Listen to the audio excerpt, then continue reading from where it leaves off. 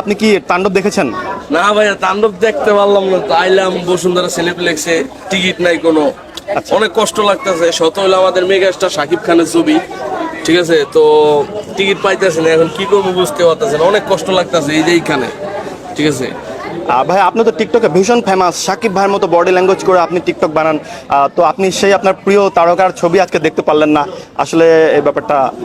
ভাই কি আর বলবো ভাই, অনেক কষ্ট লাগতেছে। আমি মূলত একজন সাকিবিয়ান, ঠিক আছে। তো সাকিব ভাইকে আমার খুব ভালো লাগে ছোটবেলা থেকেই।